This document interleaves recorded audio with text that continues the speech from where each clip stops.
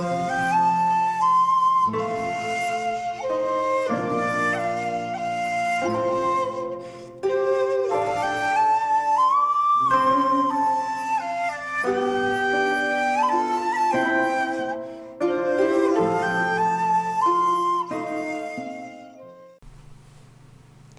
there, this is Solitary Ronan from Solitary Ronan Films, and welcome to another episode of 25 Genre Favourites. Today's genre is war. What is it good for? Absolutely nothing, apart from boosting your defence budget.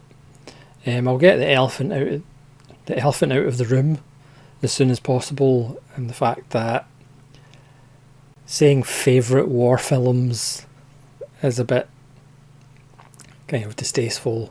In an ideal world there would be no such thing as war films, but as we know, humans are incredibly stupid and think that blowing the ever-loving crap out of each other somehow makes the world a better place.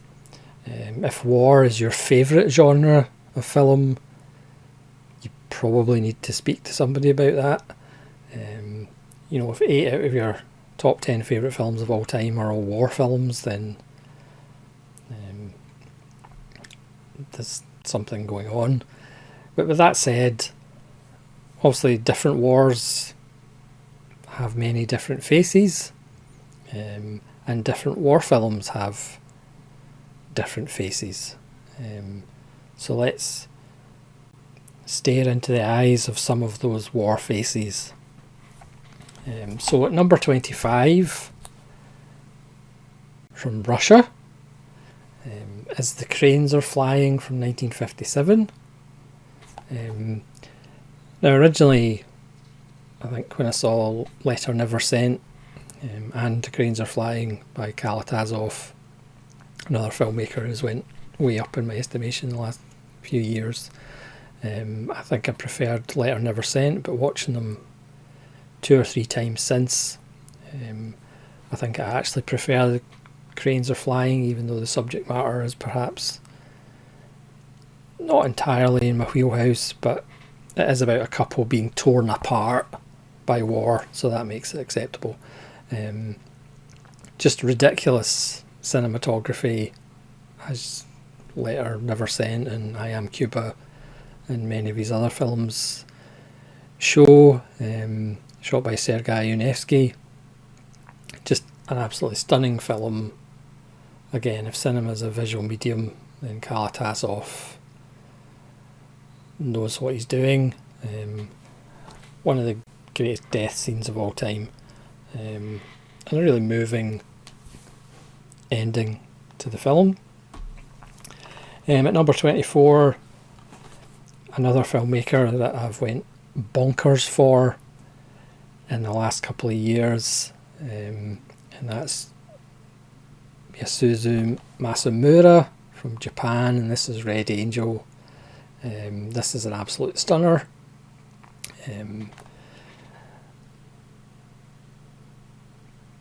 Starring his favourite actor, Iyako Wakao, which isn't the way to pronounce her name. She has been in a ton of his films. This is about a nurse going to the front line and being used in every way possible by the war and by the doctors around her. Absolutely brutal. Set in 1939, on the front line with China. Just absolutely stunning, great performances, especially by Wakao, and highly recommended. And as I said, Masamura has went up, skyrocketed up my big board, and Red Angel is one of his finest works. Number 23, it's Johnny Got His Gun, the only film writer Dalton Trumbo ever directed. Now I knew Johnny Got His Gun through the Metallica 1 video, which uses excerpts from the film, but I'd never actually seen the film all the way through. This is a just wonderful Bleak anti-war films. Strangely enough, I don't have too many pro-war films on this list, strangely enough. About Timothy Bottom's, well, getting his bottom blown off, as well as his arms, legs, and whoopsie-daisy. He is blind, deaf, and mute. But apart from that, he's fine. And this is just him talking to himself, basically flashbacks to his father, played by Jason Robards. Donald Sutherland, who we recently lost, plays Jesus, bizarrely, in some dream sequences. It is just absolutely wonderful, bitter and bleak. So that's why I would highly recommend it. At number 22, one of Powell and Pressburger's most underrated films. It recently finally got a Blu-ray release. It was available in Criterion DVD. It's The Small Back Room, with David Farrar and Kathleen Byron. It had the unfortunate task of following up The Red Shoes, and of course it's black and white. It's a film about the war. Nobody really wanted to think about the war 3 years after it, so it disappeared without a trace. But it's such a wonderful character piece about a bomb disposal expert, played by Farrar. Lots of self-loathing. It's wonderful. Kathleen Byron is fantastic. She really should have been in more films. And it has never looked as good as it does on Blu-ray. The black and white cinematography by Christopher Challis is absolutely gorgeous. It has a wonderful DT sequence in it as well. Again, if it wasn't for all the masterpieces that they made, I think The Small Back Room would have a bigger reputation, but it's great finally seeing it on Blu-ray, because as I said, the black and white cinematography really pops, and it has scenes of tension that you wouldn't believe. Again, just to show that we've been at war for quite a long time. Again, this one does border on being entertaining, which war films kind of probably shouldn't be. But it's Master and Commander, Russell Crowe. Again, this should have had many sequels because there's plenty of books. But as Russell Crowe said himself, they finished shooting this before Pirates of the Caribbean came out, but the post-production took so long that it came out after Pirates of the Caribbean, and people didn't really want to see a serious film about boats from ye olde times. So it did okay, but it didn't really find the audience that it should have. It's Peter Weir's one of his best films. It looks absolutely wonderful. It's one of those films that probably needs a 4K, if films need a 4K. But just to get back to, miserable war films and the way they should be, at number 20, it's a slight cheat because it's two of them, but it's Peter Watkins' Culloden and The War Game. One, a semi-documentary, semi-real reenactment of Culloden, which is brutal and bleak.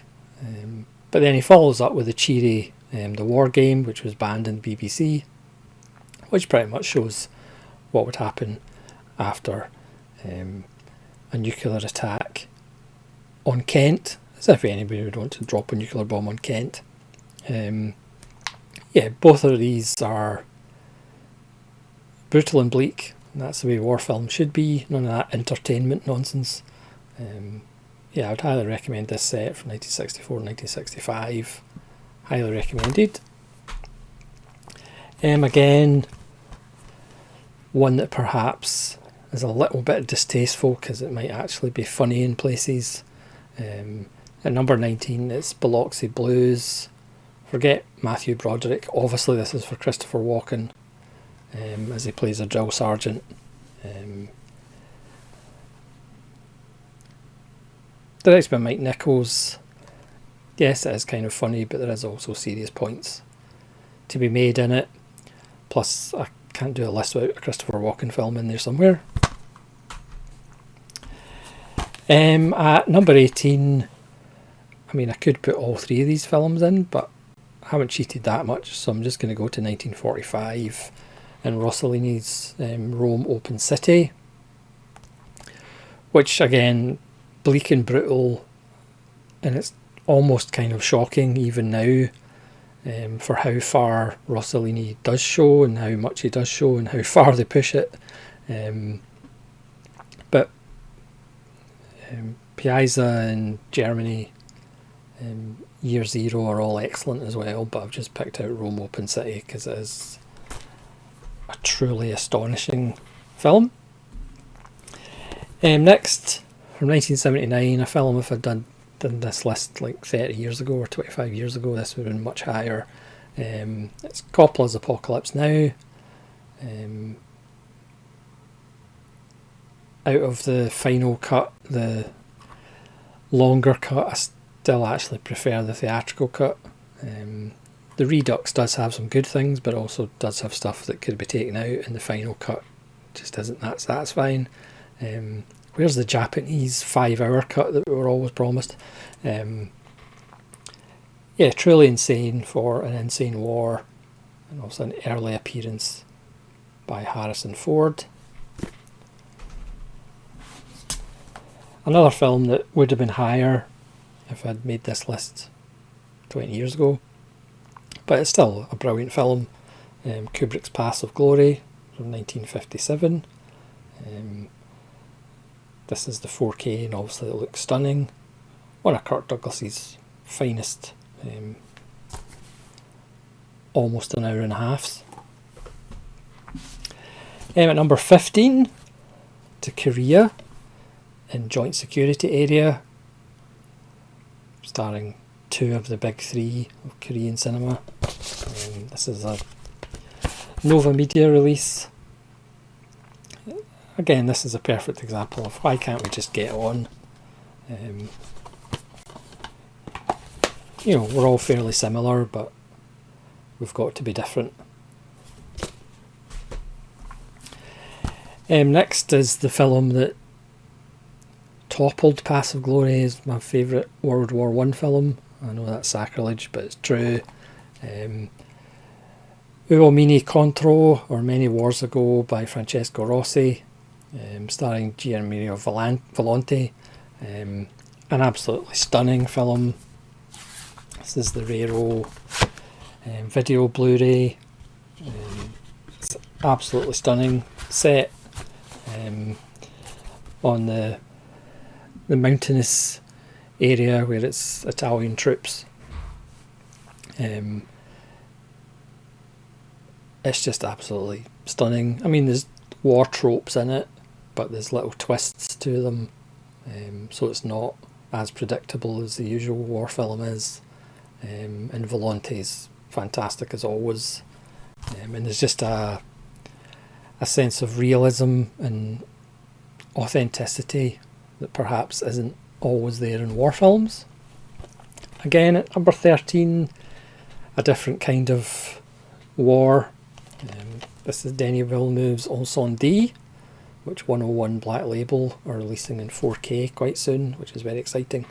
This to me is easily Denis Villeneuve's best film, the last film he made not in the English language, about a brother and sister who go to the Middle East to try and find their father and brother. The father, who they thought was dead, and the brother, who they didn't know actually existed. It's an absolute stunner. Takes its time, expects you to actually pay attention. I know that's terrible. film audiences actually expected to pay attention. Absolutely engrossing and just tremendous. Number 12, again, war films come in all shapes and sizes and all different wars. Michael Mann's Last of the Mohicans. One of two Michael Mann films that I saw twice in the cinema. Can you believe it? This is a very nice Blu-ray steelbook from France. This is the director's cut and the theatrical cut, and the theatrical cut on DVD. Again, another film that should really be on 4K because it's absolutely gorgeous. And don't worry, Daniel Day-Lewis will find you. Again, another film that maybe 20 years ago would be higher in the list. Lawrence of Arabia. I have a kind of emotional bond to this film as well because it's one of my dad's favourite films, and he took his dad when it came out in 1962, and his dad wasn't really prepared for over 4 hours, but they were on one of those the wraparound screens in the cinema back in 1962, so it must have been quite an experience. Hoping to pick that up in 4K. Yes, the second half's not as good as the first half, and being critical, it could have been somewhat shorter, but a film that will never be made again, and if it is, it's will certainly be with CG and not actual real people. Considering everybody was drunk, it's actually amazing that it makes sense. At number 10, certainly the most underrated film on this list, and it really should be more popular than it is, and it shows that once again, if you have a small budget but if you have a great script and great characters, it doesn't really matter about how big your budget is. Robert Aldridge's Attack, Jack Palance and Lee Marvin and Eddie Albert, absolutely brutal. You can see why it's not popular, because it's about an ineffectual leader, and all his men hate him because he keeps putting them in danger. Arguably Jack Palance's finest performance. Lee Marvin's brilliant, and Eddie Albert is fantastic as the cowardly leader whose dad was a big shot back home, and that's how he got his stripes. Just absolutely brutal. Based on a play, bizarrely. Just tremendous. Now at number 9, again, this is favourite rather than the greatest, because if it was the greatest, this would be way higher. But it's Kobayashi's The Human Condition, all 574 minutes of it, from 1959 to 61. Hard to believe that Tatsuya Nakadai, this was basically his first starring role. Just starring a 9.5 hour epic. But this is such an amazing achievement, because as I've said before in this channel, it's hard enough to make 90 minutes really good rather than 9.5 hours really good, and this is an absolute masterpiece and one of the great mysteries of the 21st century, how this wasn't on the Sight and Sound list. It's just bizarre to me how this isn't on the list of the 100 greatest films ever made. But again, this is favourite rather than the greatest, because as I said, if it was the greatest, this might be number 1 or number 2. Next we're back to Russia, and Tarkovsky's Ivan's Childhood. Again, absolutely beautiful cinematography. Tarkovsky's probably most accessible film. I know a lot of hardcore Tarks don't rate it as highly because it's accessible, you can't have that, but it's just absolutely perfect. Arguably one of the best child performances of all time. Again, with all Tarkovsky films, images that you just never forget. At number 7, Terrence Malick's The Thin Red Line, from 1998. This to me is the very definition of a masterpiece. released in the same year as Saving Private Ryan, but this one's somehow neglected. Obviously I know why, because one of them's art and the other one isn't necessarily. Yeah, an all-star cast, but that doesn't really matter.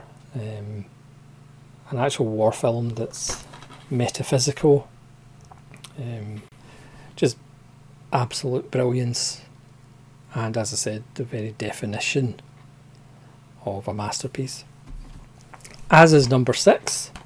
I mentioned them earlier, and you knew that it was going to be on the list at some point. Powell and Pressburger's Life and Death of Colonel Blimp. Churchill wanted it destroyed. That's all you need to know about Churchill.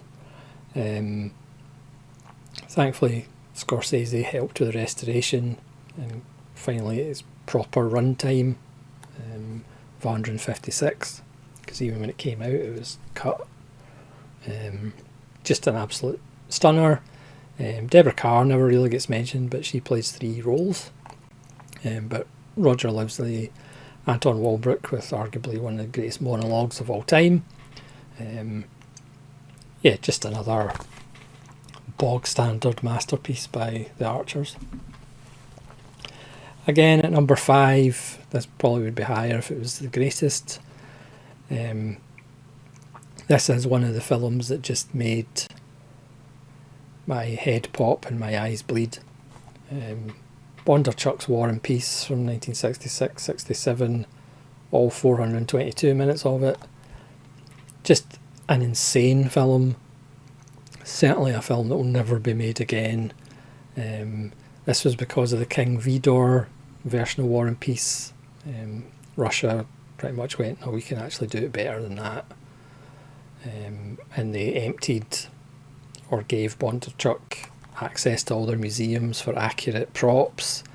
He had like 3 heart attacks while making it.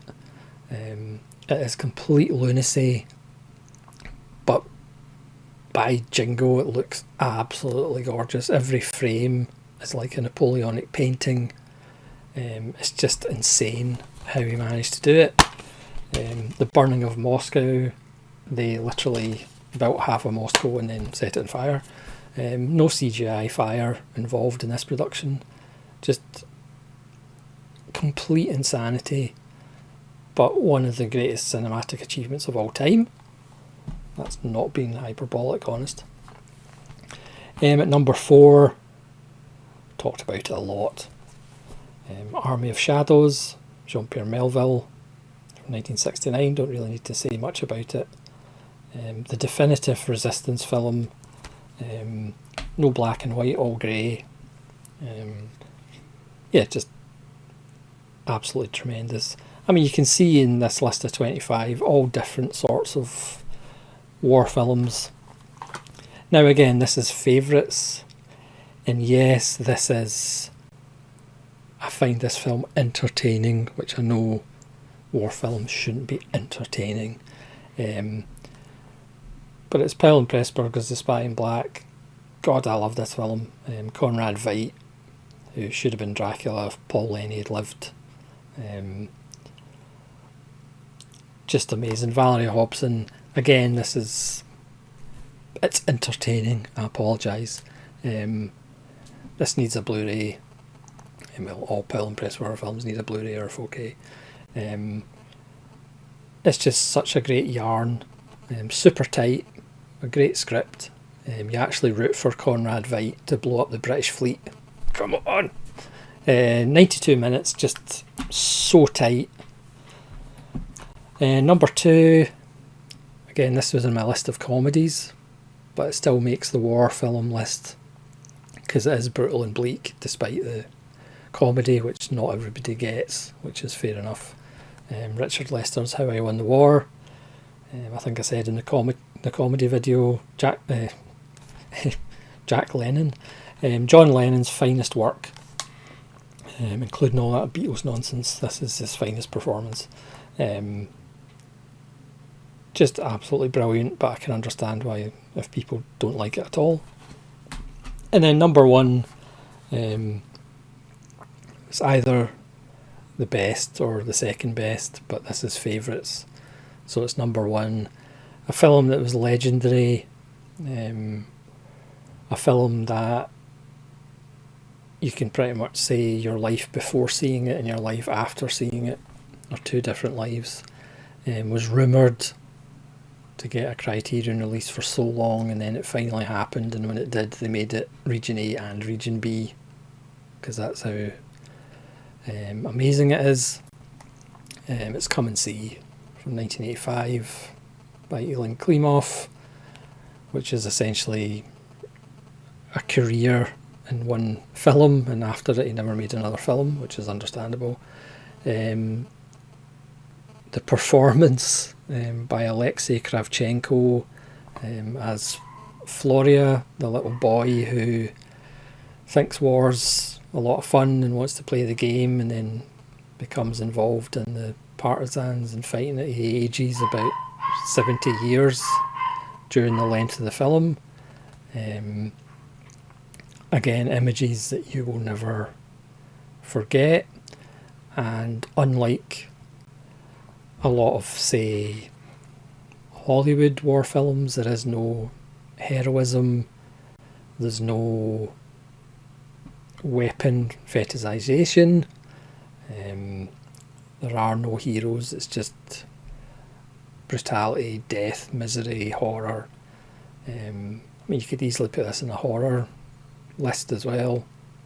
One of the best Criterion covers, because that's all you need to look at. If you look at his eyes, it's just a phenomenal film. And again, Come and See is just such a brilliant title. Yeah, a devastating film. You can see why people perhaps watch it once and never watch it again. Unlike Roger Deakins, who's on an extra in the Criterion release, who says every now and again he watches it just to see great cinematography again. It's not a film you'd pop in every Saturday night, maybe unless you're Roger Deakins obviously, but yeah, just a tremendous film, and a film for me that actually lives up to the legendary status it had before I saw it. So thanks very much for watching my favourite 25 war films, even though that is a little bit, it's a bit weird saying that, but let's try and get rid of war if we all put our thinking caps on, so we don't have to make any more war films. So thanks very much for watching. Please let me know what your 25 favourite war films are, and how many of the films that I picked out appear in your list, and hopefully you'll join me again for another genre. I'm not sure which one I'll do next. So thanks very much for watching. Please contribute if you feel like it, because I always enjoy your comments, and hopefully you will join me for the next one. So this is Solitary Ronin from Solitary Ronin Films, saying farewell.